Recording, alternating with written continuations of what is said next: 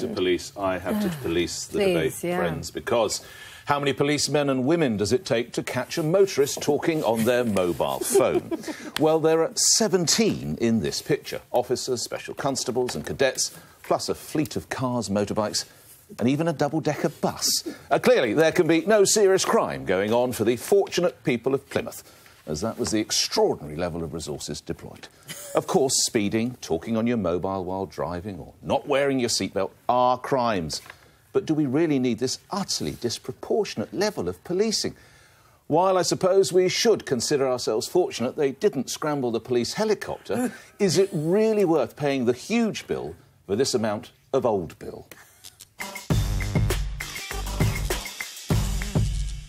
Do you know, Nick, I disagree with you entirely. Oh, good. That's a surprise. I would be very nervous if you didn't. It's nice to get back to the old ways. I thought it was a really clever PR thing that they did. I really did. I think if you drove around Plymouth in the next few weeks, you're not going to be on your mobile phone. And if that was the intent, it worked. And what is it? But there was more serious stuff than that, isn't it? And that is, you know, I'm, as you probably are old enough to remember, when people didn't really take drinking and driving very seriously. Yep. And it really, well, and today people do. And I think it's the same about mobile phones. I think that actually it's time. I get really annoyed if I'm driving on the road and the guy next to me is on a mobile phone. I suspect we've all done it at some stage. We've all had the call. But actually, I think most of us now try to not do it. And I think if they can tell the people of Plymouth, here, stop using your mobile phone when you're driving, I think that's in the public interest. And they got the fact that we're discussing it, the fact that they got all over the newspapers, actually is what they were trying to do. I mean, if you talk about bang for the buck, as our American friends would say, that number of officers on a two-day operation and you only get 109 people, I wouldn't say... And all I would say before I open it up to you, Carol, because I can see you bouncing up and down in your seat. I hear what you say, Greg, and I'm sure you get a chance to come back, but if you're paying your taxes in Plymouth, then you're part of Devon and Cornwall Police. In their stats, there's been a near 25% rise in rape, more than 20% rise in possession of weapons. I'd rather see them chasing down people with knives and guns than a guy not wearing a seatbelt. Carol. I was just going to say, there's a great quote from a Devon and Cornwall police officer. This is after a Freedom of Information request. And he's talking very nobly about the police force. He's saying, if you think about the skill set of a police officer, it's huge. They're dealing with serious crime, modern slavery, terrorism. And then he doesn't say anything about being on top of a bus. Riding on a bus. And one of the things that you missed out there was that, and this is not funny, so I changed my tone, is that this year in Plymouth has been the highest ever rise in child sex offences. It's gone up 10% on last year. Why are they messing about with this sort of stuff? I'm not saying it's not important, but it's nowhere near as important as child sex crime. It's a very fluid pledge today, because I said you're going to agree with me. You just can't call it. What a waste of money. Absolute waste of money. So, sorry, Greg, you've lost me. I'm with Nick. It's a PR stunt, and it will have worked. Because we're discussing it, it's all over the newspapers, and people in Plymouth will say, oh, maybe I won't make that phone call anymore, maybe I will think about it. And if you can do that for 2 days on a bus... Does Plymouth have the same level of cameras that we've got in London? Because if they... no city on Earth. No city in Britain has the same. Well, because you cannot get away with it here anymore. Let's get Michelle... Now, well, can I point out, I am a ratepayer in Plymouth. Are you? Yes, and I'm quite happy for my money to be spent this One of your way. many houses. Right. In touch with the common man. Right, come on then. This has been such an interesting show. Which way are you going to go?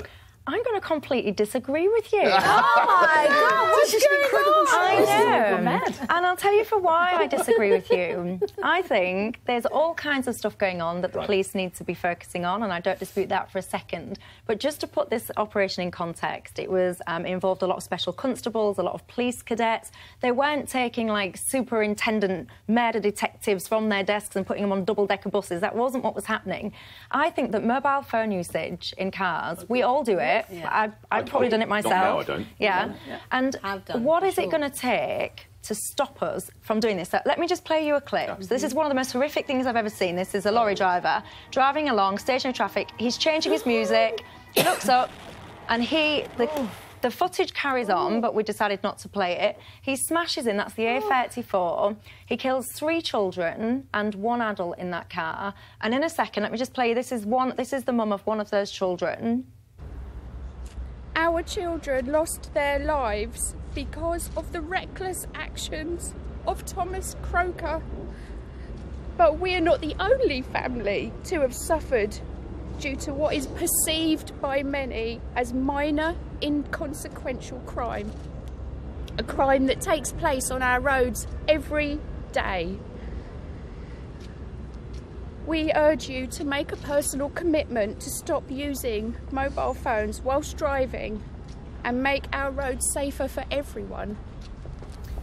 So, do I think that double-deck buses with police is slightly over the top? Yes, I do. Do I think that something radical needs to happen? Because whatever the police are currently doing, it's not working. Yeah. We're still using the phone. People are still losing their lives. So I applaud this temporary measure, and I hope that people pay attention to it. That is horrific, and my heart goes out to that poor woman. But, and this isn't a league table, but to bring in what Carol said, we could play you victims whose children have been sexually molested. I could bring you in rape victims who would have the most harrowing testimony. And where are the... And I know, but they did have senior cops as well, and they had a lot of police cars and motorbikes. Let me respond to your point, because all of those police were redeployable. So if there was an incident, a serious incident, all of those police would have been taken, or the necessary police would have been taken off those buses and put to wherever the crime was needed. There's been a huge rise in the possession of weapons. You know, you don't find weapons in one day. You've got to chase the people who you think have got the weapons. So why aren't they doing that? And 23.5% in rape in that area. That's a huge rise. Yes, so tell me what they could do about that. What about rape? Yes, what could they have done about it? Rape is basically something that you can get reported, you can investigate. Yeah, these police did it. Those policemen, this was about trying to stop people doing things.